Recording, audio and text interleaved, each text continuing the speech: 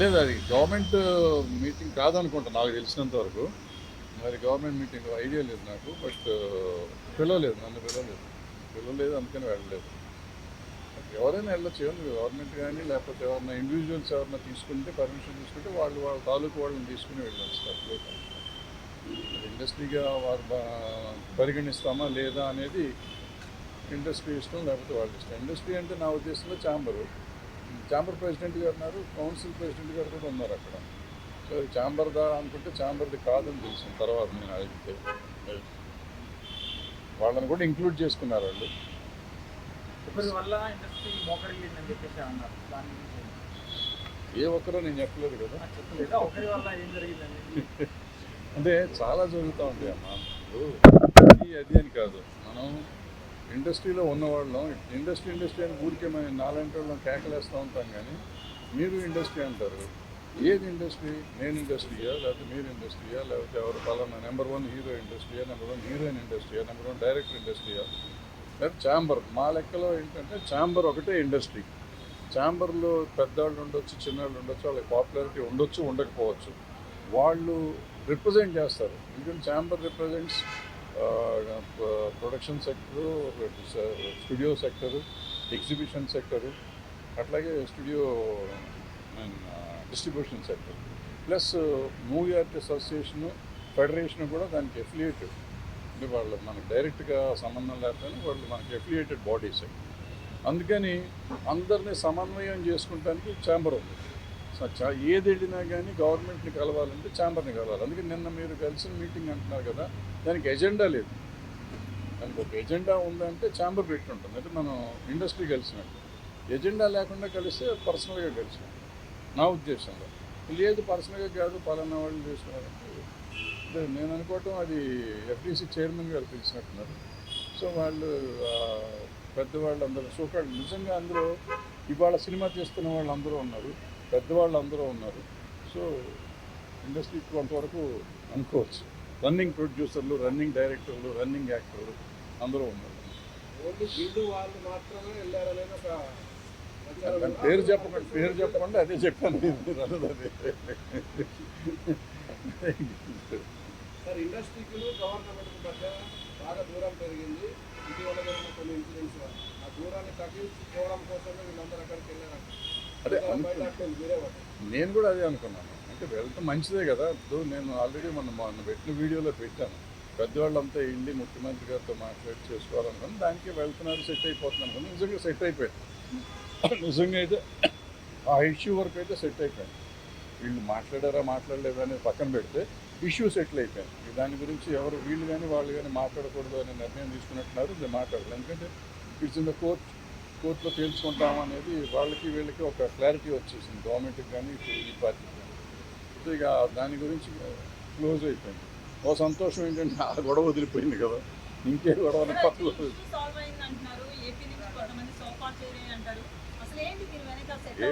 అంటే ఏపీ నుంచి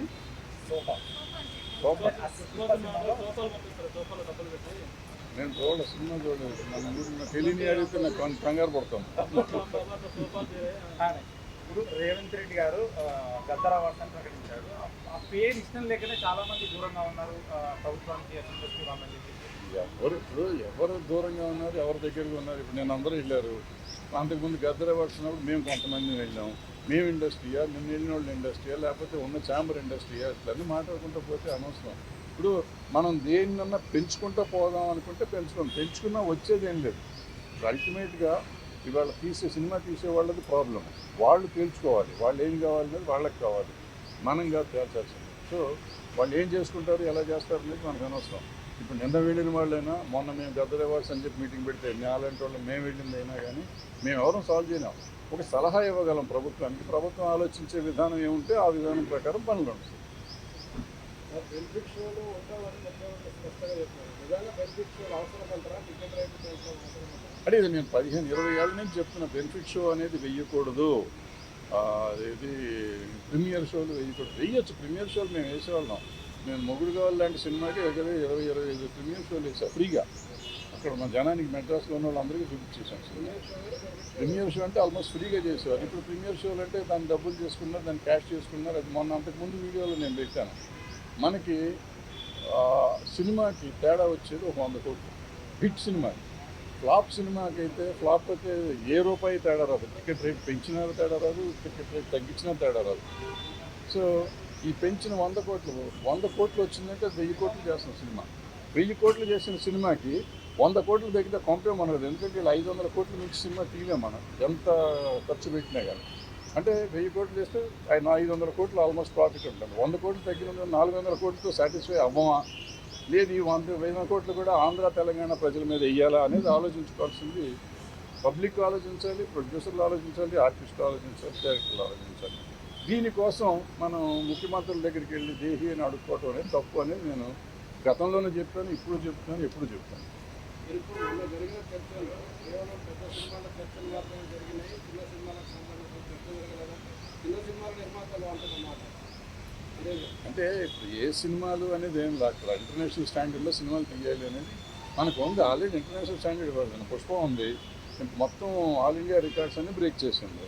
బ్రేక్ చేసిందంటే గర్వమే కదా. అంటే ఆటోమేటిక్గా మీకు ఇంటర్నేషనల్ రికార్డులు వచ్చింది. ఇప్పుడు టాప్ 100 లిస్టులోకి వస్తే మీరు కింద ఎక్కడ ఉంటుంది, 90లోనో 95లోనో ఉంటుంది వరల్డ్ సినిమాల్లో చూస్తే. 1500 కోట్ల నుంచి చిన్న అమౌంట్ కాదు కదా, 1500, 20, 1600 వచ్చింది. సో ఆటోమేటిక్గా మనం వరల్డ్ రికార్డులోకి వెళ్ళిపోయాం. ఏంటంటే మనం ఇక్కడ ఆల్రెడీ సినిమాలు తీస్తున్నాం. అక్కడ తీయింది ఏం లేదు. మనకు అన్ని భాషలు, తెలుగు, తమిళ్, కన్నడం, మలయాళం, హిందీ, ఒరియా, బెంగాలీ, భోజ్పురి, మరాఠీ జరగలేదు. మిగిలిన అన్ని భాషలు ఇక్కడ జరిగింది. మరాఠీ కూడా జరిగింది. మరాఠీ కూడా సైరాత్ ఇక్కడ జరిగింది. సో ఇట్లా అన్ని సినిమాలు ఇక్కడ జరుగుతూనే ఉంటాయి. జరుగుతూ ఉంటే ఇప్పుడు కొత్తగా మనం దీన్ని చేసేది ఇంగ్లీష్ సినిమాలు అంటే వాళ్ళు ఎక్కడెక్కడో తీస్తున్నారు, ప్రపంచాన్ని తీస్తారు. మనకి అప్పుడప్పుడు గాంధీ ఇక్కడ తీశారు, ఇట్లా చాలా సినిమాలు కొన్ని తీశారు ఇక్కడ. తీస్తారు. మనం అప్పుడెప్పుడు నా చిన్నప్పుడు షేక్స్పియర్ వాళ్ళు అనుకుంటారు, శశి కపూర్ సినిమా ఇక్కడ హైదరాబాద్లో, మొత్తం హైదరాబాద్లో తీశారు. సో అట్లా అవసరమైనప్పుడు సినిమాలు తీస్తూ ఉంటారు. దానికి అంటే FDC తరఫున ముఖ్యమంత్రి దగ్గర చిన్న సినిమాల గురించి మాట్లాడే బాధ్యత తీసుకుంటుంది. అంటే ప్రాబ్లం ఎక్కడంటే ఎఫ్డీసీ తరఫున పోవాలంటే ఎఫ్డీసీని పిలవకూడదు. నాకు తెలిసినంత వరకు FDC should request chamber. Chamber వాళ్ళు అందరినీ కోఆర్డినేట్. ఎందుకంటే ఎఫ్డీసీ పని ఏంటంటే వీళ్ళని కోఆర్డినేట్ చేయడం, జనాన్ని కోఆర్డినేట్ చేయడం. నాకు ఇష్టమైన వాళ్ళు నేను తీసుకెళ్తాను కాదు. సో ఆయన పర్సనల్గా తీసుకున్నాడు, పర్సనల్గా తీసుకెళ్ళి ఉంటాడు. కానీ మనం we should not object and we should not comment on that also. నేనేమంటున్నా పోయిన ఈ పెద్దవాళ్ళు ఎవరైతే ఉన్నారో చిన్న సినిమాల గురించి మాట్లాడితే బాగుండేది కదా. అసలు ఏ సినిమాని గురించి మాట్లాడలేదు వాళ్ళు. మీరు మాట్లాడి ఉంటే నువ్వు దాని గురించి మాట్లాడాలా, దీని గురించి మాట్లాడాలి. ఏది మాట్లాడారు, ఆయన చెప్పారు, వీళ్ళు విన్నారు, మీరు బ్రహ్మాండంగా చేస్తున్నారు సార్ అన్నారు, అయిపోయింది. అంత మట్టుకే కార్డియల్ రిలేషన్షిప్ కోసం వెళ్ళినట్టు అనిపించింది నాకు. ఆయనకి మా నాలాంటి వాళ్ళు పని లేని వాళ్ళు చాలామంది కూర్చొని ఇక్కడ ఐస్ ఉంది, కంపు మునిగిపోయింది, ఐస్ బ్రేక్ చేయాలి ఎవడన్నా అని అంటే బ్రేక్ చేస్తాను వీళ్ళు, బ్రేక్ చేస్తారు. ఐస్ బ్రేక్ అయిపోయింది, హ్యాపీగా ఉన్నారు అందరూ. ఏపీలో సినిమా ఇండస్ట్రీకి ఉన్న బాగానే ఉంటుంది. ఎప్పుడు వెహికల్ ఏముంటుంది అంతా బాగానే ఉంటుంది. కానీ వాళ్ళ కోపం వస్తే వాళ్ళు కూడా టికెట్ రేట్లు పెంచమంటారు అంటే నెక్స్ట్.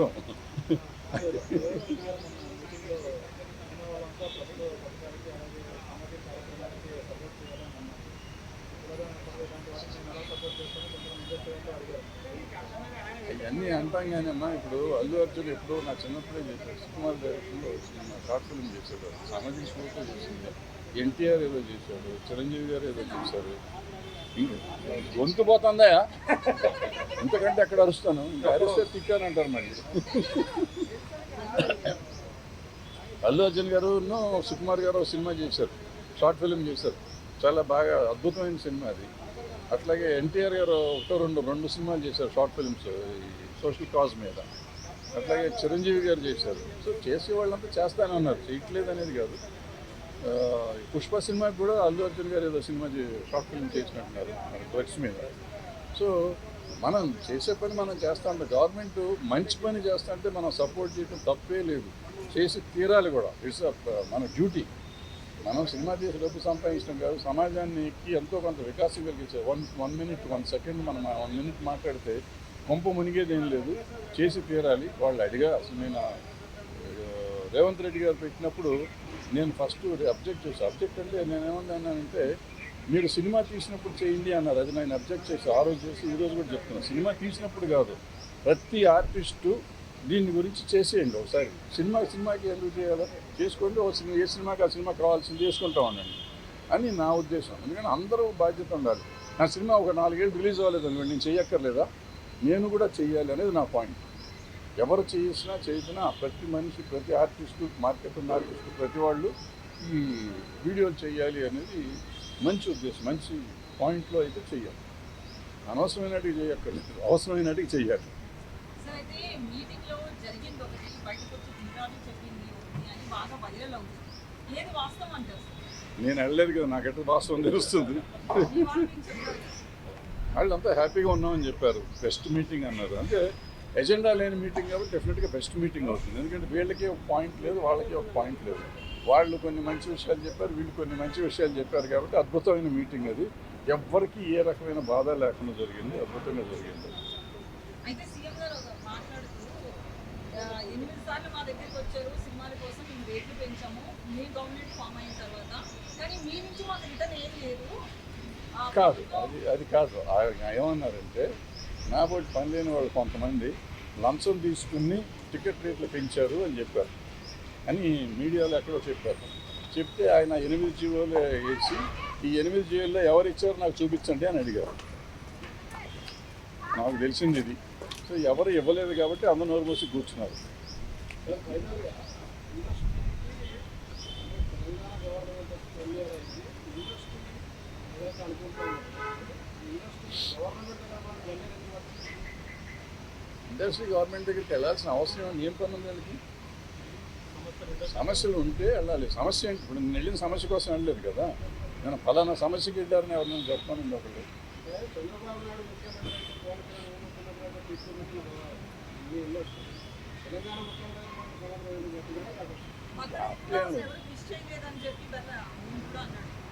అమ్మ ఎప్పుడు ఎవరిని విష్ చేయమమ్మా. ఇప్పుడు ఊరికి అనవసరంగా వాళ్ళకి చేశారు, వీళ్ళకి చేశారు, వీళ్ళకి చేయలేదు, వాళ్ళకి చేయలేదు మనం అంటే. ఇంతకుముందు ఎప్పుడు ఎన్టీ రామారావుకి చేశారా, నాగేశ్వరరావుకి చేశారా, సోమరావుకి చేశారా, కృష్ణ గారికి చేశారా, చిరంజీవి గారికి చేశారా, బాలకృష్ణ గారికి చేశారు. ఎవరికి చేసాము? ఎవరు చేయలేదు. వాళ్ళు చేయలేదు, వీళ్ళు చేయలేదు. అంటే జనరల్గా ఇప్పుడు ఏమైపోయిందంటే ప్రతిదాన్ని మనం ఎక్కువ భూతత్వంలో చూడటం మొదలెట్టాం. అంతే తప్ప పలానా వాళ్ళు చేశారు, పలానా వాళ్ళు చేయలేదు అనేది లేదు. ఇప్పుడు ఏమైంది, బేసిక్గా చాలా వరకు సెక్షన్ అయిపోయింది. ఒక వర్గం, ఒక పొలిటికల్ పార్టీ సైడ్స్ వెళ్ళిపోయింది జనం. సో నేను ఒక పొలిటికల్ పార్టీలో ఉన్నాను అనుకోండి, మా నాయకుడికి నేను హ్యాపీ బర్త్డే చెప్తాను. ఇక్కడ ఈ పార్టీ ఉండి ఇక్కడ చెప్తూ ఉంటారు. ఇప్పుడు ఈయనకి కావాల్సిన వాళ్ళు వీళ్ళకి చెప్తారు, వాళ్ళకి కావాల్సిన వాళ్ళు చెప్తూ ఉంటారు. అంతే తప్ప అందరూ చెప్పారు ఇది ఇండస్ట్రీ అనుకుంటే కాదు. హైదరాబాద్లో గవర్నమెంట్తో ఇబ్బందులు నాకు తెలిసి ఏం జరగలేదు. ఎవరిని వెళ్తే హ్యాపీగా వెళ్ళి రావచ్చు, తప్పేం లేదు. కాంపేం మునిగింది కూడా. ఇక్కడ ఏమి జరగదు. మొత్తం ఇండస్ట్రీ అంతా ఇక్కడ ఉంది. ఇవాళ ఇక్కడి నుంచి ఎవరిని వెళ్ళాలంటే మనకు అక్కడి నుంచి ఇక్కడ తీసుకొస్తాను 40 ఏళ్ళు పైన పట్టింది మాకు. వీళ్ళు ఇక్కడి నుంచి వెళ్తామంటే వాళ్ళు ఎట్లాగో ఉంటుంది అక్కడ. సినిమా అక్కడ తీసుకుంటే ఉండలేము. ఆంధ్రాలో మనకు కొన్ని కావాలంటే, సముద్రం కావాలంటే ఇక్కడ వేలేం కదా, అక్కడికి ఇల్లు తీస్తాము. అట్లా కొన్ని చోట్ల ఇంతకుముందు గోదావరికి వెళ్ళి పొలాలు కావాలంటే అక్కడ వెళ్ళేవాళ్ళు. ఇవాళ సస్యశ్యామలోనే ఉంది తెలంగాణ, ఇక్కడే తీసుకున్నాం పొలాలు కూడా. సో ఇట్లా అవసరమైతే వెళ్తాం. ఏమో మీలాంటి గొప్ప వాళ్ళు ఎవరైనా సముద్రాన్ని ఇక్కడ తీస్తే సముద్రం కూడా ఇక్కడ తీస్తాం.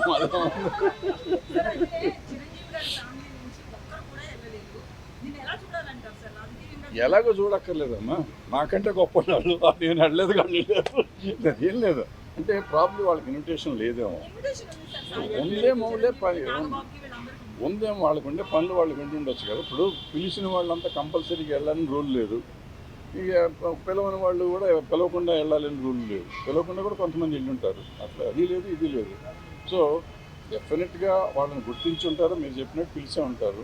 రకరకాల సమస్యల్లో వాళ్ళు వెళ్ళి ఉంటారు. ఏంటనేది నాకు తెలియదు. ఇస్తారు, ఈ సంవత్సరం ఇస్తారు, గ్యారంటీ ఇస్తాం. అవార్డులు అయితే ఇస్తారు, ఎప్పుడు ఇస్తారు గ్యారంటీకి ఇస్తారు. అది సెంట్రల్ గవర్నమెంట్ మనకు సంబంధం లేదు. హైదరాబాద్ పెట్టారు, మన వాళ్ళు ఎవరు వెళ్ళట్లేదు. పర్మనెంట్ హబ్గానే హైదరాబాద్ మనకు పర్మనెంట్ హబ్ తీస్తారు కదా. ఈ గవర్నమెంట్ వచ్చినాక తీస్తారు, బీజేపీ గవర్నమెంట్ వచ్చినాక తీస్తారు. ఇక్కడి నుంచి తీసేసి గోవా పంపించారు. అంటే నిజంగా ఏంటంటే ప్రాబ్లము, ఈ ఈవెన్ ఆ ఫెస్టివల్ కానీ ఈ ఫెస్టివల్కి కానీ ఆఫీసు ఢిల్లీలో పెడుతున్నారు.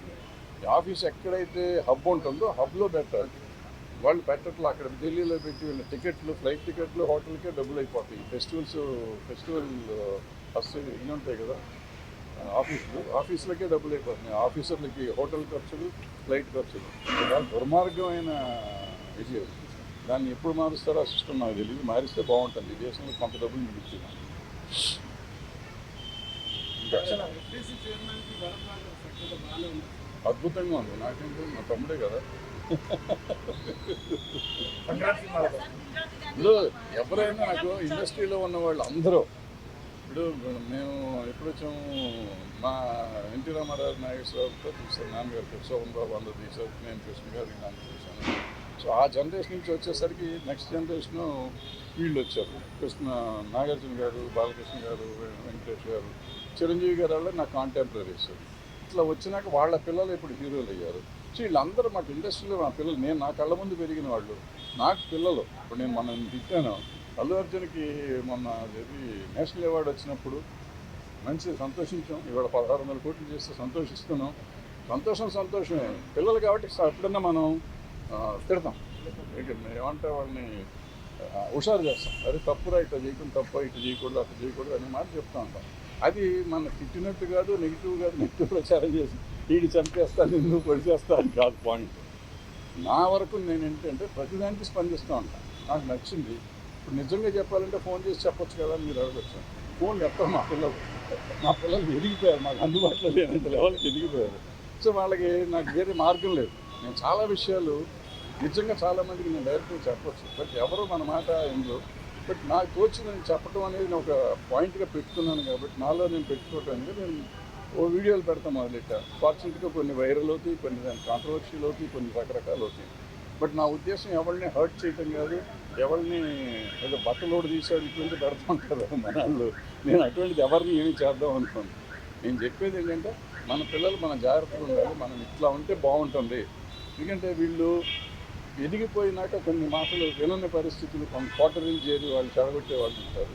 వాళ్ళ మాటలు వినకండి బాబు, మీరు పెద్దవాళ్ళ మాటలు కొన్నిటికి వినండి. కొన్నిటికి వాళ్ళే కావాలి. మీకు కొన్ని పనులు చేయాలంటే మా వాళ్ళు వెనకున్నోళ్ళు కావాలి, కొన్ని పనులు చేయాలంటే పెద్దవాళ్ళ మాటలు వినాలి అనేది నా పాయింట్. అది చెప్తానికి ప్రయత్నం చేస్తూ ఉంటాను. సార్ అయితే ఈ ఇష్యూ మీద ఏ ప్రాతిపదికన ఏ ఎజెండాతో ముందుకు పోయాలని FDC చైర్మన్కి కాల్ చేసి అడగడం జరిగింది. అడగలేదు. నాకు ఎందుకమ్మా ఊరికి పని రాకుండా సినిమా తీసి 10 ఏళ్ళు అయిపోయింది. ప్రతిదానికి ఫోన్ చేసి ఎందుకు చేసావు, నన్ను ఎందుకు వెళ్ళి మనకి అవసరం. పిలవలేదు, చాలా సంతోషంగా పెట్టుకోవాలి. అక్కడి నుంచి అక్కడ దాకా వెళ్ళి బయట కార్లు పార్క్ చేసి ఇవన్నీ తలకాయ నొప్పి ఎందుకు. అబ్బా పిలవలేదు, అదృష్టం బాగుంది అనుకున్నాను. పిలిస్తే వెళ్ళాలి కదా. పిలిస్తే ముఖ్యమంత్రి గారు పిలిస్తే వెళ్ళలేదు మళ్ళీ అంటారు. నాకెందుకు వచ్చిన బ్యాడ్ ఇది.